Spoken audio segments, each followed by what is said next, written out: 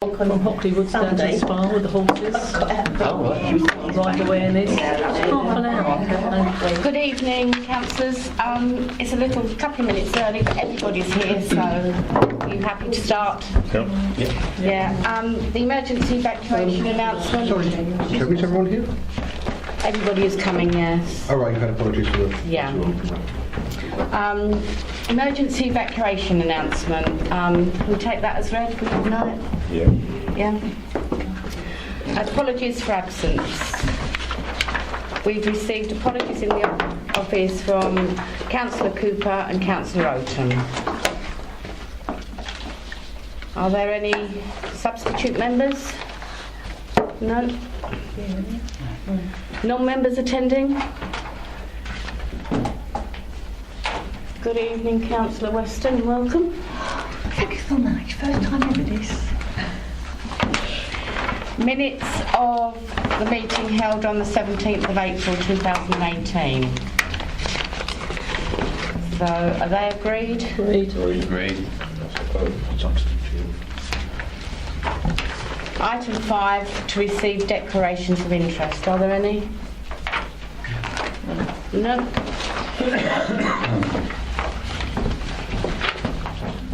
Item 6, the external auditor reports updates, and we are to consider the report of the Assistant Director of Democratic Services updating members on the progress in respect of external audit recommendations arising from the final audit report for the year ending 31st of March 2017 and the certification of claims and returns annual report for 2016-17.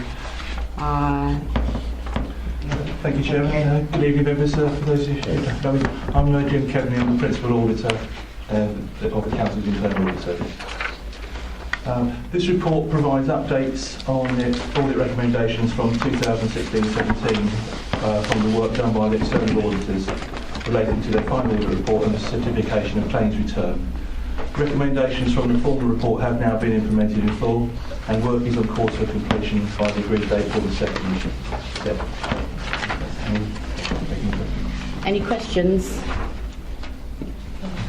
No. So the recommendation is it is proposed that the committee resolves that the updates provided in the monitoring sheet in respect of the external auditor's recommendations be noted. Is that noted?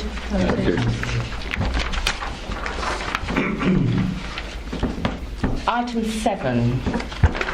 That is the internal audit annual report. Thank you, Chairman. Briefly by way of introduction, my name's Mike Porter. I'm the acting Chief Audit Executive for Rochester Council under a 3-year contract. My day job is with Basildon Council, where I'm the Head of Audit at Basildon Council. Okay, if I can refer members to item 7.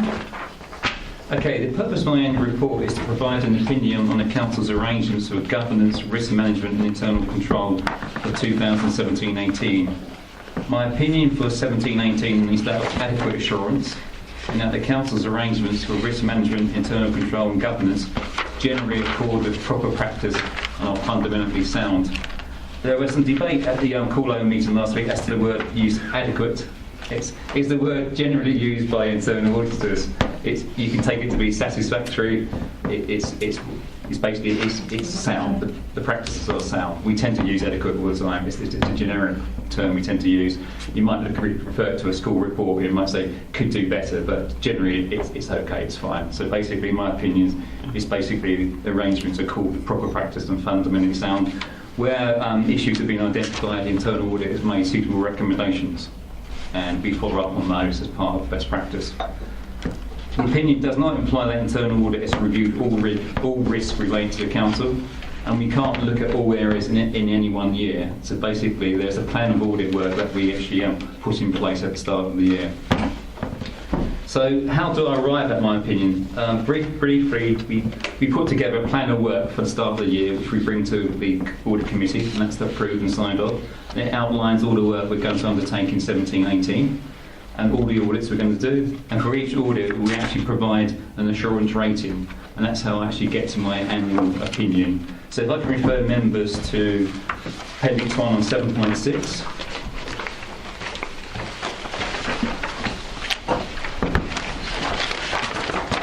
Appendix 1 provides a list of all the audits we've completed in the year.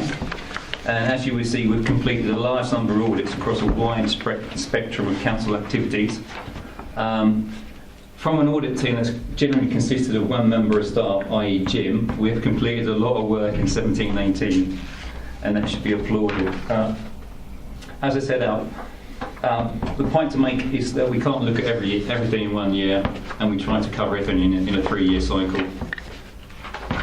If I can just flick over the page to Appendix 2, which is on 7.9. This provides an executive summary of all the audits we've completed since January 2018, the last time we reported to Audit Committee.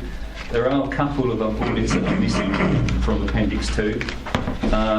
We haven't provided information for debtors and procurement because at that time we went to print, we hadn't actually produced those executive summary. So there are a couple missing from Appendix 2.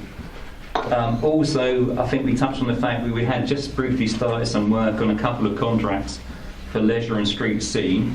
We had started the work, but this work has now been suspended as we concentrate on the housing benefit subsidy claim. And as I stated, for each audit we completed in 17-18, we actually provide an assurance rating, which varied from good, adequate or limited. For 17-18, 4 audit reviews received a limited assurance rating and 10 a good or adequate rating. So, okay, so so the assurance provided by internal audit, how reliable is it? Is it any good? So our work is actually governed by the public sector internal audit standards, and we are required to undergo an external quality assessment every 5 years.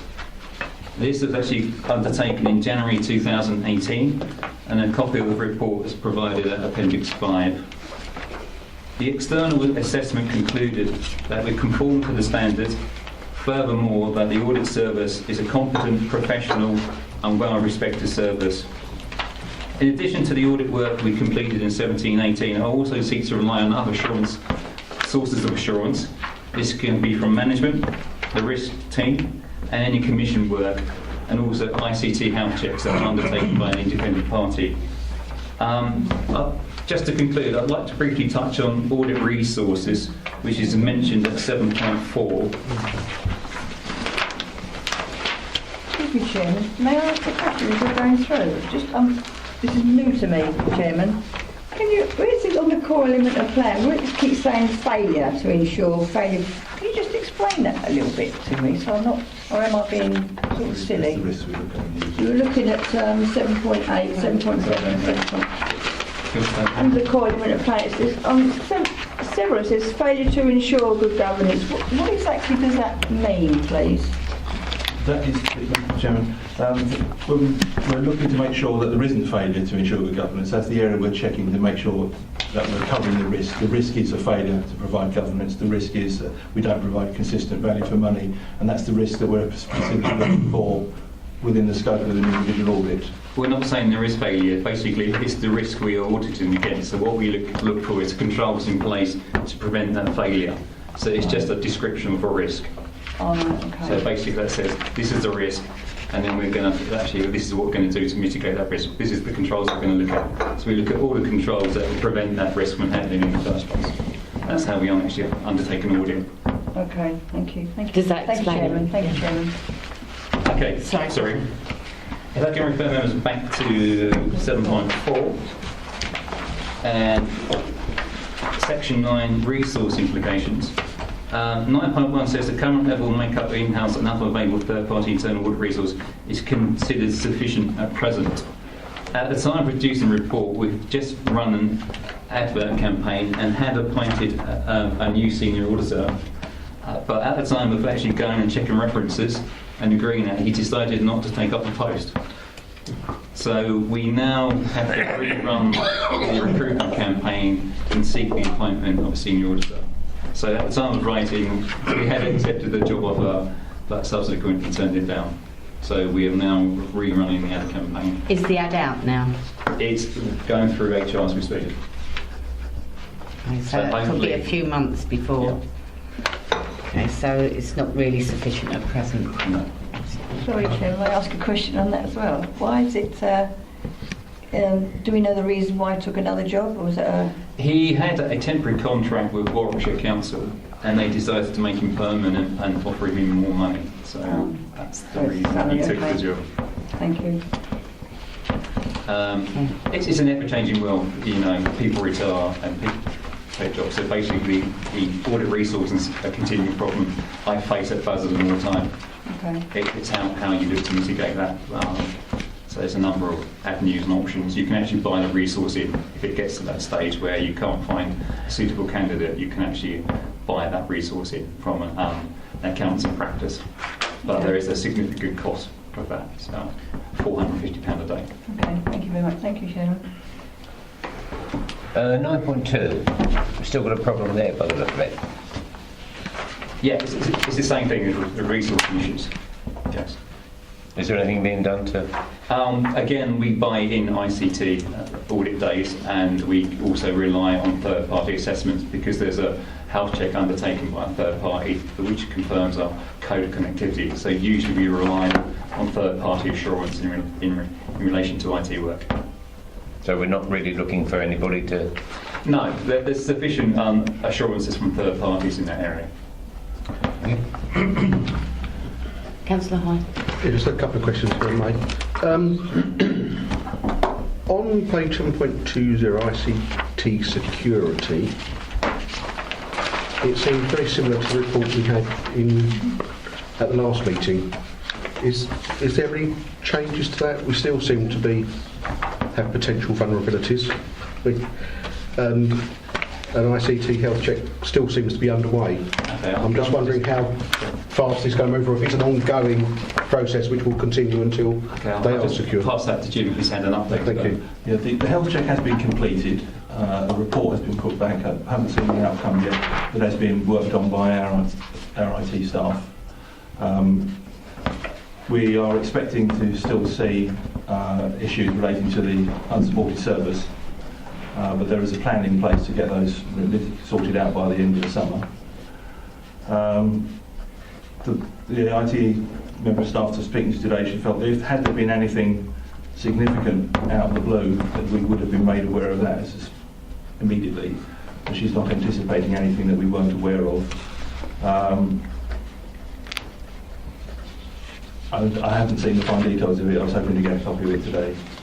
So at the next meeting we should have that should be different. It should be much more up to date, and we should be looking to sort of aim to getting towards the compliance we need with the public sector network. Okay, thank you. So, Ms Porter, had you finished your presentation of your report? Because Yes, we've started sorry, yes, questions. I was just about to say I'll take any questions. Right, this is long Thank you, Julie. Are there any other questions? Sorry. Thank you, Chairman. I've got a number of questions. Perhaps we can start with, just leading on from what you've just said, in the next report we'll be looking at, you do actually have a date stated in there that the migration will be complete. Is that now not going to happen? Sorry, migration? Of the ICT, sorry. Into the cloud. I'm not sure that the final date for migration to the cloud. It's in your report, end of July. We'll come to it on the next report. Yeah. All right, okay, I'll bring that back then. But I thought I'll just bring that up as you mentioned it. 7.3, you mentioned that you now have a fraud champion that you have actually identified from within staff. Is this a new post? Is it a management post? Who is it who's actually... It's not a management post, it's the risk officer, isn't it? Yeah, it's not a substantive post in its own right. It's a duty that's been applied to an existing officer role.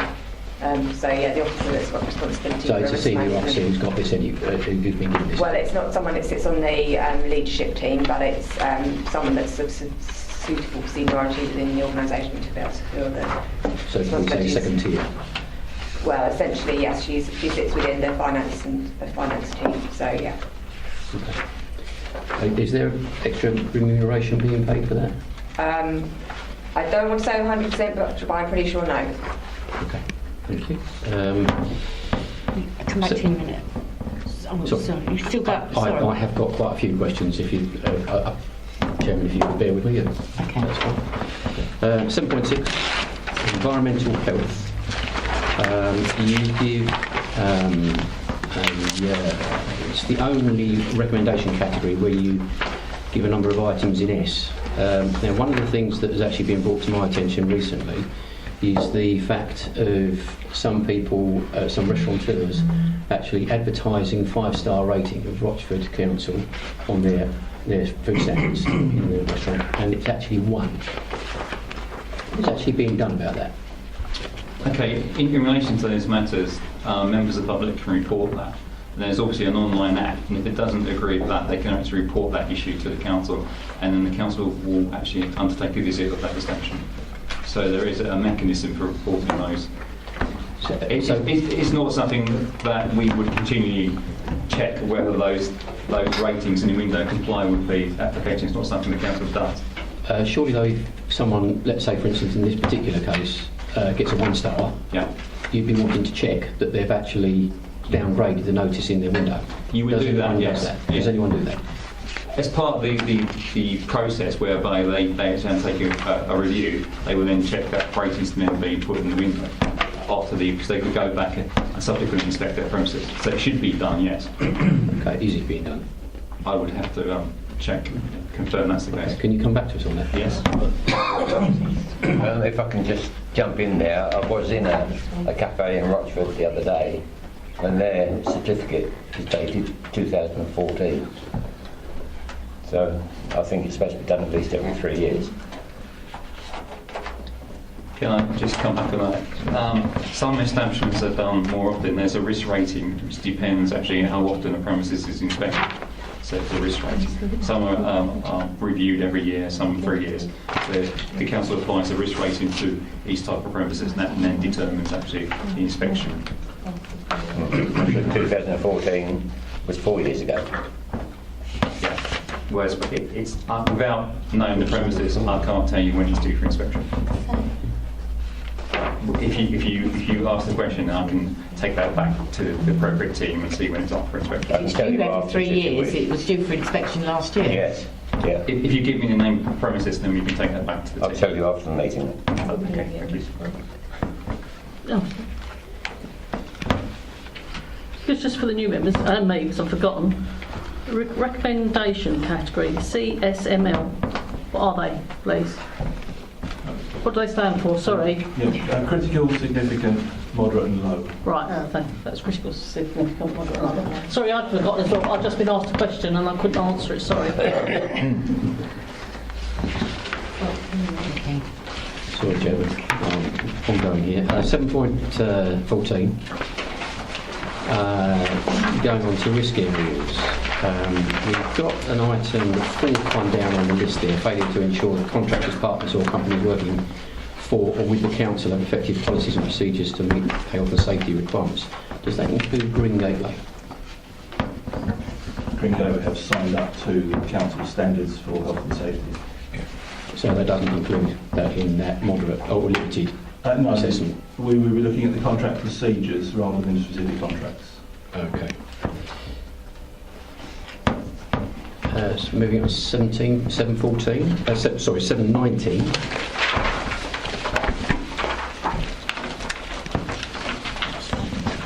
We've all recently experienced consultation with the new area plan. One of the things that is mentioned there is on the consultation and engagement is about the website and the engagement that we had with the community. One of the regular complaints that we have all experienced is the difficulty of finding things on the website. Can this be noted and made much, much easier to access on future consultations? Okay. I have actually had a few residents who actually have said to me, even after I've directed them to the right page, say that we spent so much time trying to find it, we gave up. So that's not helping to get a good feel of what the actual public are feeling in regards to the consultation. The other thing is the drop-in events. Very much appreciated the planning department officers being there, but the information that they had with them was extremely sparse and in some cases incorrect. They had in the one that I went to up at Hockley Parish Hall, they had a big large area, and quite a lot of the actual proposed sites were not actually on the map. And it was actually a consultation for areas that were on the new area plan. So it was a bit mystifying. Can I just ask the question, were these concerns raised at the time with the government officers? Yes.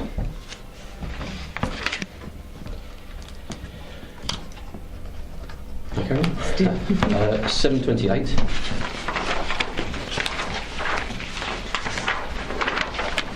When it comes to the air quality management, that is the top item. We've got in there, come halfway down towards the air quality monitoring, and make the statement publicly available on the website or in the executive summary to the annual air quality status report.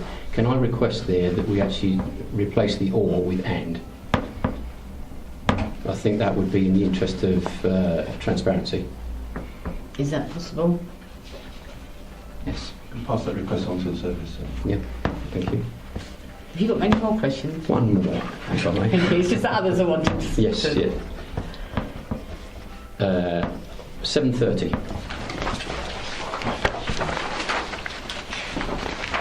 Third item down, cash and banking. Contact will be made with the council's banker to determine why there is an average of 5 to 6 days in receiving value for cheques remitted, etc. Have you had a response on that? Yes, we have had a response. The bank process it as soon as they get it. The problem seems to be with the cash collecting company. With the? Cash collecting company who people do to collect the cash and cheques from us. So there's a delay in depositing at the bank. Yeah. So this is someone who, sorry, excuse me for my ignorance. We don't carry the stuff over to the bank. We have, it's collected by the security company. Right, okay. And the delay is Yeah, getting it to lawyers. Yeah, okay.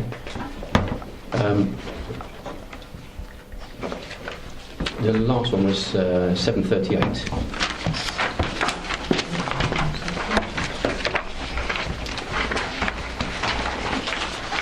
I was a little bit concerned about this one, I have to be honest. When it talks about reporting fraud to the committee, there is a recommendation there that that fraud should be reported to the committee. I distinctly remember about a year ago that this matter appeared in some of the documents that we had then. Now, I haven't had time to look up the minutes, but I did point out at the time that if there was any fraud that was proven within the council, that we as a committee should be told straight away, as we would be the link to the public and they would be asking us. It just makes sense, and I'm a little bit concerned that it appears as though that has been completely lost and it's been recommended again. I can answer that one, please. The second paragraph in the observations refers to the anti-fraud and corruption policy, which is a bit out of date, and there's no reference to getting internal audit and the committee involved in that one. Within the audit charter, there was agreed that we would advise the audit committee should there be any cases of fraud, but there haven't been, apart from sort of the revenues and benefits side, there haven't been any that we're aware of. So nothing has been. But that is in place, yes. Okay. Yeah, the process we do actually report to committee actual fraud. There's not been any fraud outside, as Jim says, reps and bets, where it's just essentially overpayments where we look at it and recover the overpayment claim. We don't formally investigate or do any interviews on caution. We essentially say there's been a change of circumstances, this should happen at that date, and we apply it at administrative penalties and then basically recover the overpayment. Okay. And that's the process across all local authorities in terms of council tax. Thank you. Thank you. Councillor Griffin. Oh, two completely separate questions. The risk factors, are they covered by any sort of insurance policies at all, or is that not feasible in a local government sort of situation? There's several options in terms of mitigating risk. You can insure, you can basically accept the risk and do nothing about it. So in some cases where the only option is to insure it, you probably would. What sort of percentage of the items are covered? I don't have that to hand. I can't tell you which specific areas, but there are options you can choose to press to ensure that risk in certain circumstances, yes. Right, okay, thank you. My other question was item 7, 7.32. It mentions about fire alarm testing.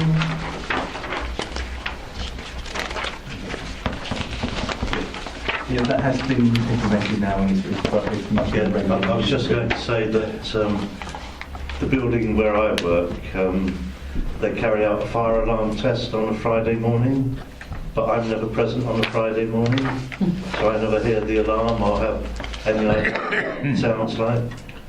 And it might be better to have a test alternate, maybe Mondays to Fridays, or if you've got a person that only works part-time, they might never hear that alarm test.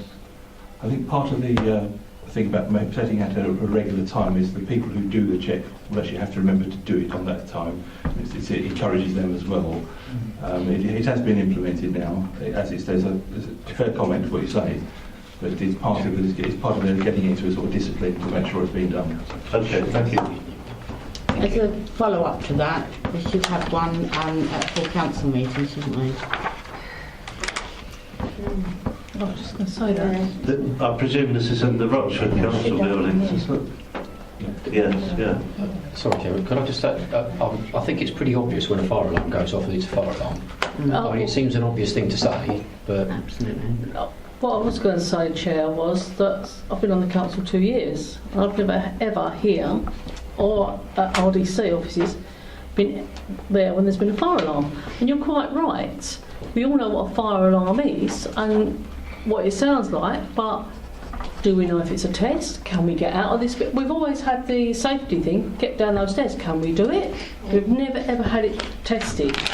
We've never been in the chamber when we've had a lot of people in the chamber, where there could be a lot of people in. I was going to say, we as well. Yeah, we have had one on a full council meeting. That must have been a few years ago, Chair.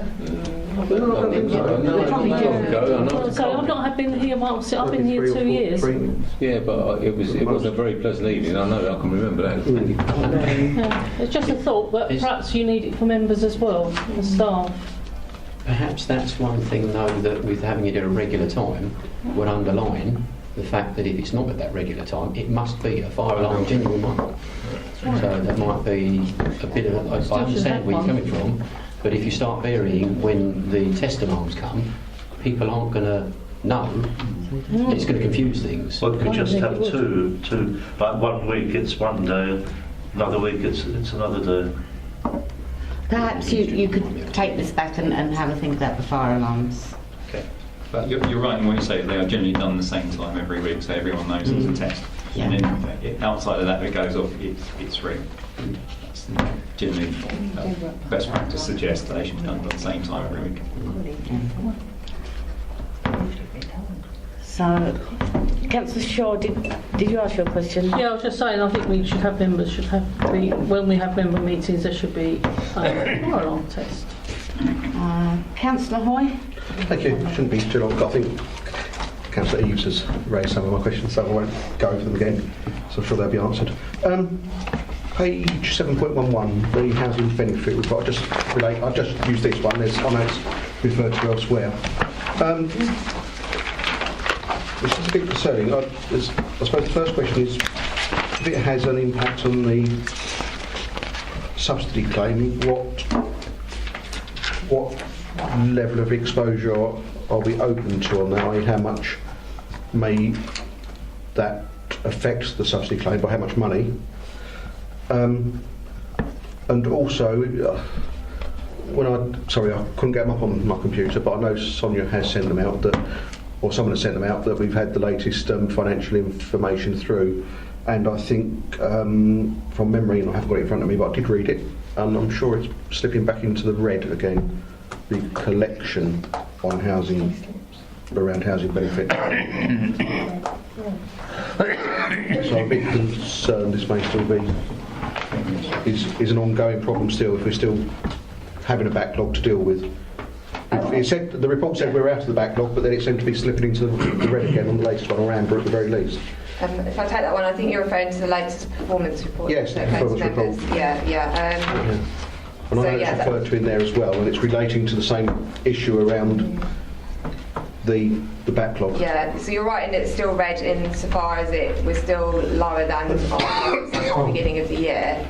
There was quite a significant backlog at the start of the year, but we have made progress in catching it up. So over the year, we are still behind the target of where we wanted to be, but we have made progress in terms of catching it up. So we are improving. We're on the right path on that, but obviously we're still slightly below where we would like to be at this time.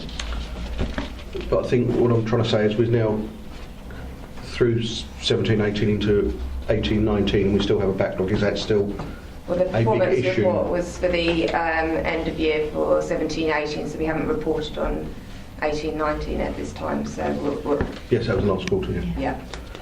And have we got any idea of how much this might cost us at the moment? It says it could have an impact. What's the potential impact in monetary terms? Well, we haven't finalised the housing benefit subsidy claim at this moment, or it's still being audited, so that will subsequently be reported back to Audit Committee at a later date once we've finished the testing. So I can't put a quantifiable value at this time, but that will be reported to a subsequent Audit Committee once the claim's been audited. Yeah, and as a further follow-up to that, we're in the final paragraph. It refers to the fact overpayments benefits are actively pursued, which we would expect. However, what sort of pursuit are we talking about? Are we talking about court action, bailiffs, or are we actually going in actively to help people to pay?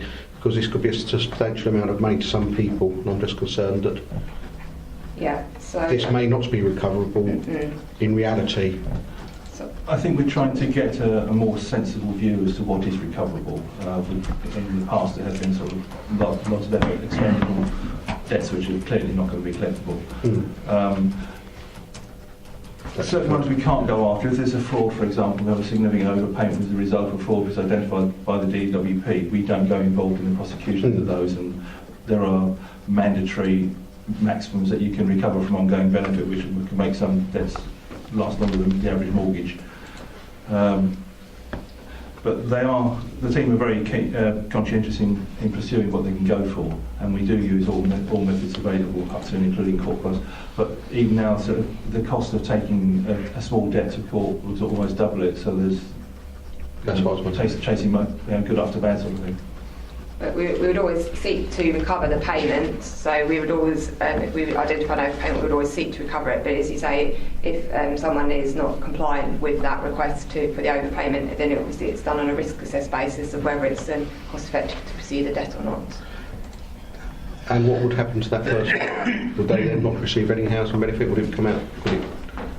My concern is that there was a problem that was something which we didn't identify, which meant as a result of our not identifying something, it meant people were overpaid, as I read this, and I'm just concerned about how this would affect people. There are many people who have overpayments who are still on ongoing benefits, yes, because they're entitled to. They would not be affected. Right, okay then, thank you. That was really that one. I think the other ones have already been asked by different people. Oh, no, that's been asked, yeah. Thank you. Councillor Sperring. No. Yeah, No, just stretching. Any other questions? Just one final one from me, and it's only a small one because I think all the comments I had and questions I had have been asked and answered. On page 7.3, 5.2, talking about mitigating identified risks, it says, for example, potential fraud may be prevented and reputational damage reduced by improving the checking of staff before they are employed. I find that a little bit concerning because they would be checked surely with references and DBS anyway, so what other checks are we talking about? No, it's essentially saying we do undertake those checks. So we are undertaking them. Yes, we are. So Sorry. Okay, it's just the way it read. I thought improving the checking of staff. It is actually it's being done. It's just the way it's worded. It's actually being undertaken. Right, so it's just saying your overall fraud arrangements are improved through undertaking a series of checks, and this includes checking staff. So basically, it's saying this is the bog standard fraud status, but you can improve this by doing a number of things. It is being done. Yeah, so I've either read that wrong or it's been It's a little badly bit worded. confusing. Yes, thank you, it's badly Is worded. that term done for all new staff, or is it just those in finance areas? All new staff go through a check of references, yes. Yeah, but more than just references. Yeah, some do a DBS check, so you basically you do a check of past criminal activity, should I say, or not. All right, thank you. So no further questions. So item 7 then is that the committee resolves that the Chief Audit Executive's opinion on the overall adequacy and effectiveness of the council systems of governance, risk management and internal control be noted. Noted.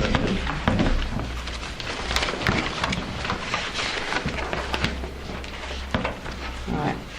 Item 8 is the annual governance statement for 2017-18 and that's Thank you, Chair.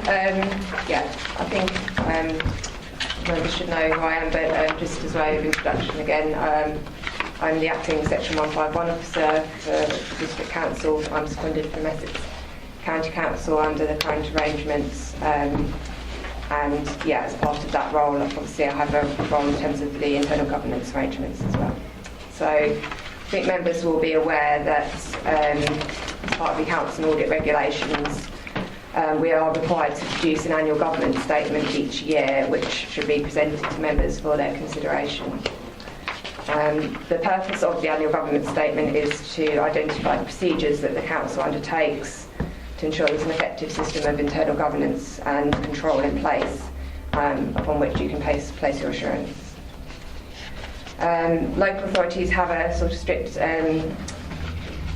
guidelines to adhere to, which are set out in the Sit for a Solace framework, delivering good governance in local government. The Audit Committee is asked to review the annual governance statement, which has been appended to the report, and to recommend to the leader and the managing director that it's approved as part of the accounts, which are due to be published next week. So as I said, the annual governance statement has been appended to the report, and it basically sets out how the statement's been prepared, and the 7 principles that I just mentioned all have evidence and assurance attributed to them, which provide the assurance that the council has adequate procedures in place to meet each of those 7 governance principles.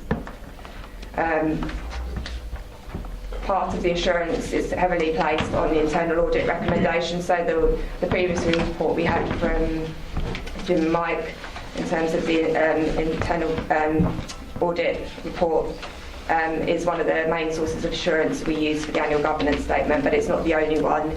We have a number of other sources of assurance, which include the policies and procedures that the council has in place, and also a service assurance statement that each individual assistant director has completed to give a view of the controls within their individual areas.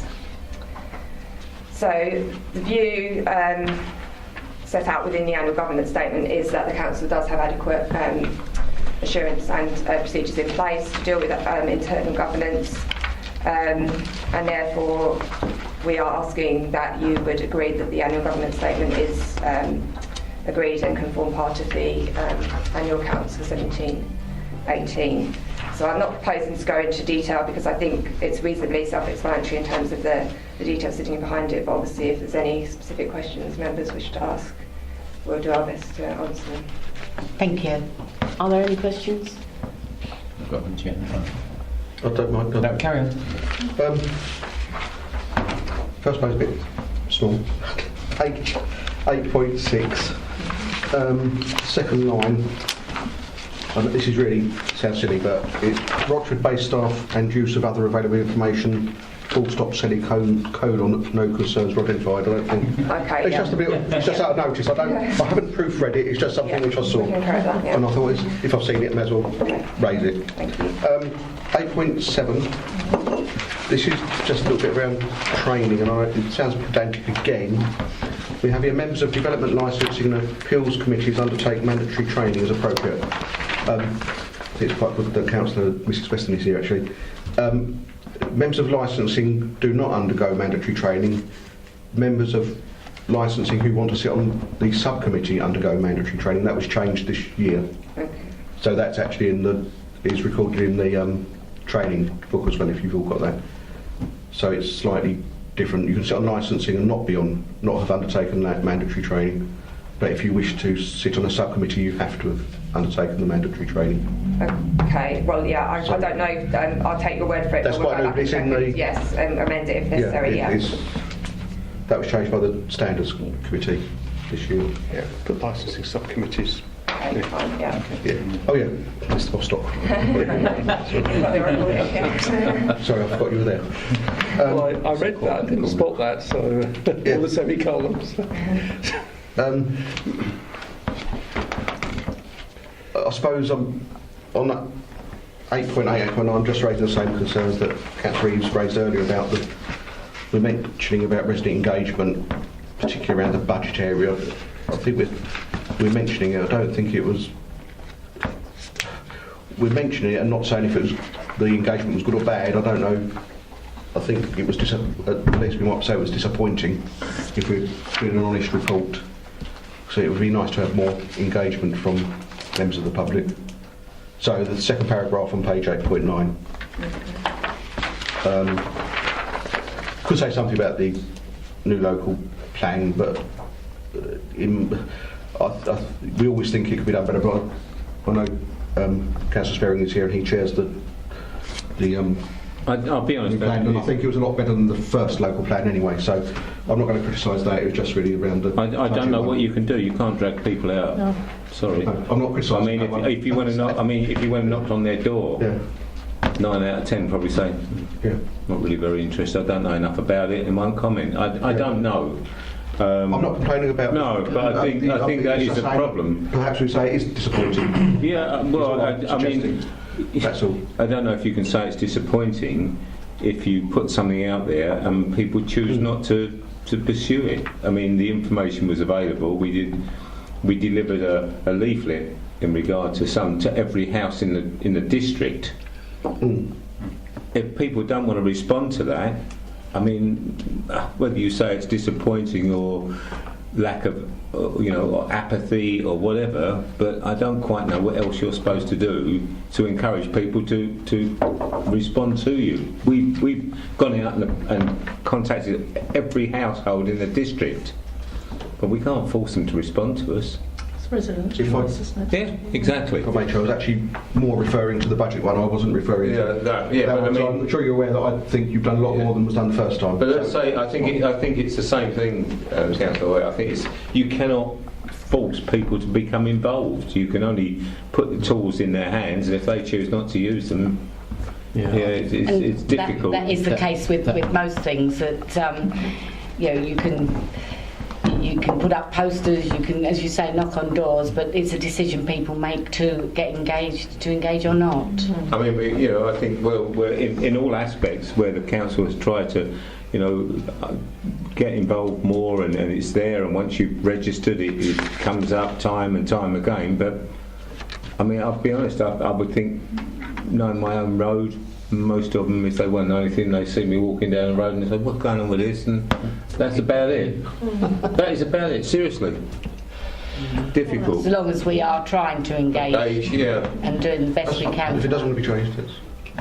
I think the point I was trying to raise on that earlier on was that in the particular case that we had the new local plan issue, the website was an issue, and I think we're all aware of that being the case, because actually to try and find the response forms in the website was a torturous exercise.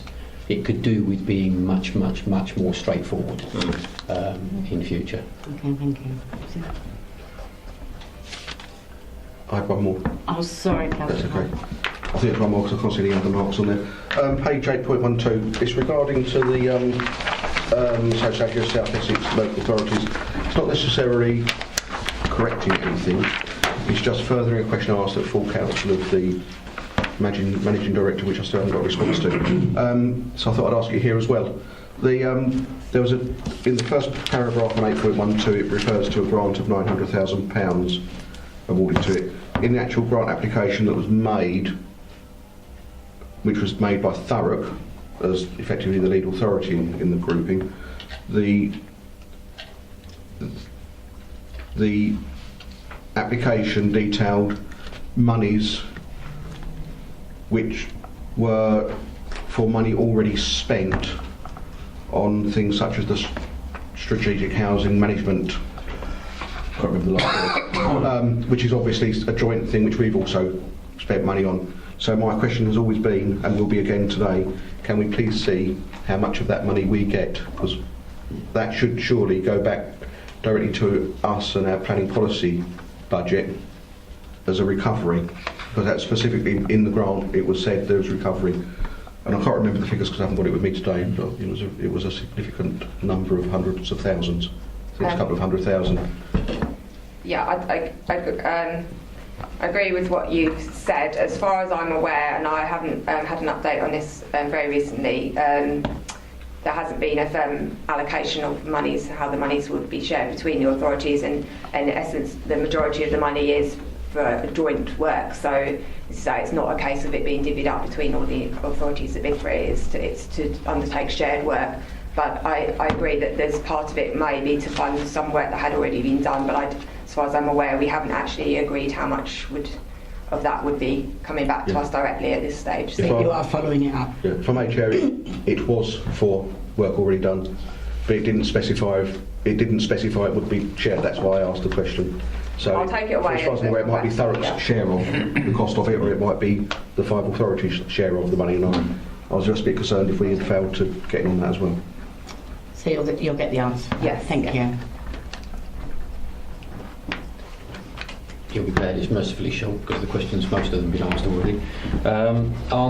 Just following on the next paragraph down from what we've just been talking about, the £200,000 award that was made for enabling works. Being in the building industry, I know enabling works just covers a multitude of sins. Can you give us a little bit more clarity on what the enabling works is actually, or that £200,000 is being spent on? Yes. So the bid was made to the one public estate to do work in relation to our asset plans, which members will have had sight of previously. So in relation to the Wyvern work, for example, none of that money is actually been spent at this stage. So we haven't actually spent the money at this point in time, but we're holding it, and we will have to demonstrate that we're using it for the purposes for which it was bid for before we can actually utilise. So what was the actual bid for the expenditure then? Because if planning's already been done, is that something that we're looking at paying a later date for, and that is sort of a backlog payment that will come out of this grant? Yeah. So I think the way the grant bid was worded was that it was reasonably non-specific. So I don't think it was absolutely for specific pieces of work, but it was for generally to enable that site to be brought back into use, because that's the purpose of that grant programme, is to enable sites that are being underutilised to be brought back into use. So it was to enable those sites to be developed, but the actual specific items of expenditure that was to be used for, I don't think were set out in detail, but I can again take that away and come back to you with slightly more detail if that's helpful. Thank you. Yeah. Last thing on that one then, is there a time limit on the spend on that grant? So again, I don't think there's a firm time limit. The monies were only awarded, were actually physically awarded to us right at the back end of the financial year, and we have been in conversation with the government awarding body, and they are reasonably flexible as to both how and when we use the money. So then there's no firm time limit. But potentially, if we didn't use the money within a reasonable amount of time, it's potentially they could ask for it back. So it's not as though we can use it for for other purposes. We have to keep it in an earmarked reserve, and if we don't spend it and are able to demonstrate what we spend it on on when they ask, then it's possible we could have to return it. But at the moment, we're able to hold those monies and we're planning to use them. I'd suggest it would probably be useful to know if there is a time limit on that from the point of view of the investment board. I would agree. I think central government themselves have been quite vague about the actual terms and conditions, because it's obviously helpful to us to know what terms and conditions are associated with particular grants, but the government hasn't been that specific in terms of that. They've been sort of, as I say, reasonably flexible about how those monies could be used. So we can push for more detail from them, but at the moment we haven't got any expectation they're going to be demanding it back any time soon. Thank you. Okay. Just one more, if I may. 8.15, second paragraph up from the bottom. There are still some unsupported IT sites that we have. What's the risk? What are they, and what is the risk involved with those being unsupported? Is there something you could To a point. I'm not terribly technical. The servers we have are 2003 Microsoft servers, and they're no longer supported by the software people, which means if there are any vulnerabilities that come to light, they can't get patched because patches are not provided. And that is the sort of the key item that's been holding us back from getting compliant with the public sector network to upgrade.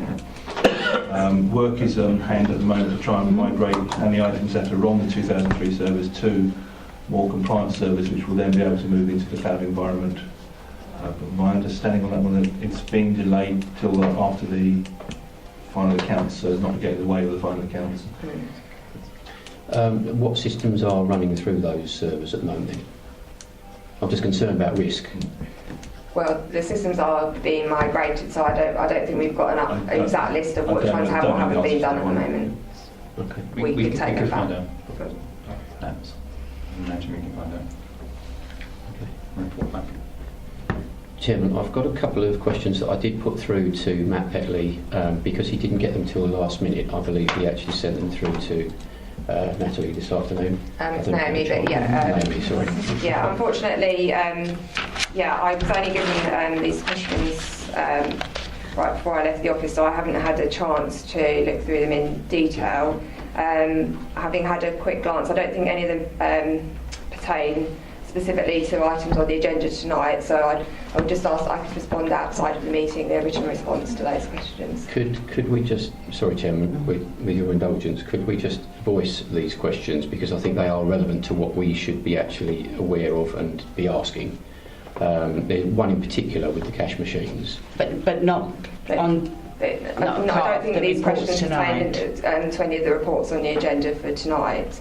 No. So, I mean, they could be brought forward at a future meeting, but I would say that it's probably best to answer them outside of this meeting. Sorry, Chairman, the only thing that I have a question on that, some of this is time orientated, and if we wait another 2 months for another meeting, at least if we are aware that the questions are out there, and maybe you can come back to us in the meantime. I mean, I don't know. But perhaps we could have the questions and the answers sent out to the Audit Committee. Yeah, so I'm happy to send a response to the questions out to the Audit Committee if you're happy for me to share the public domain, well not public domain, but within the domain of the Audit Committee. Yeah, sure. Yeah. But if it's not on part of the agenda for tonight, we'll have it outside. But providing we get the answers, within a reasonably short period of time. Yeah. Yeah. We'll try and soak that in with the minutes or in the same time frames. Okay. You happy with that? The main thing that it's been brought to my notice with, obviously we all know about the cash collection machines have been taken out of the foyers in the council. The reason being why I brought this up is I think this has actually increased the risk to the council, because the people who actually use them are the people who normally have cash in their pocket, who are people who maybe don't have accounts elsewhere, they just are cash operators. And if we then have taken that away without giving them any other means to be able to pay, i.e. through the post office or bank, wherever banks might be, then we might have increased our risk by taking them out. Now, I know when this was questioned, I was told that they were taken out for GDPR. Sorry, I don't know if you heard that. I was told that the reason being why these were taken out was because of GDPR. But the thing that I can't get my head around is that if someone makes a payment into one of these machines originally, the data that we would be collecting would be their name, their account, the amount they're paid and when they're paid. Now that doesn't change. I understand, I hear what you're saying and I understand, but we do have an answer from Naomi. She will give you the answers to this, and all of us the answer to this within the next couple of weeks. Yes. Yeah. But Okay. it isn't part of this agenda, so if perhaps you can be satisfied that we will get an answer to these It was questions. just a case of flagging it up because it is something that I think we have increased our risk as a council. Well, we've got it flagged and we will get the answers to this within the next couple of weeks. Thank you, Chairman. So are there any other questions on the agenda on this item 8? No. Oh, you've got one? On 8.15, the last paragraph, the PSN accreditation, is that very serious, and does it have any real effect on what we're doing at the moment? So I think we referred to that earlier as well, didn't we? It can be quite serious, because if the accreditation people decide that we're not compliant, and the DWP decide that because we're not compliant, it can restrict our operations in revenues and benefits. We have a secure contact with the DWP, and members of staff who carry out benefit assessments can go into the DWP database and see what benefits people have, very sensitive information. The risk is that we would have to do it almost by post rather than online. But we are at the moment mostly completed a questionnaire for the DWP, which has been completed in conjunction with EduServe, which is providing more technical details about the way the infrastructure works, which should hopefully put the DWP at rest a bit. But obviously to get the compliance would be the ideal. So is it online for end of July, do you think? Well, that's what we've been told, that we should be compliant, but obviously we'll have to keep an eye on that to make sure we are hitting that deadline. But we've been assured that we're on track to meet that deadline at the moment. We wouldn't be compliant by the end of July. No. We'd be able to submit an application. And if my memory serves me right, last time we were looking for compliance, it took about 18 months for them to respond. So, but we should be in a position to try. Thank you. Any further questions? No? So the recommendation is to recommend that the annual governance statement be signed by the leader of the council, the managing director. So is that agreed? Well, thank you very much, everybody. It's 8:25 and I close the meeting. Thank you, Chair. Thank you.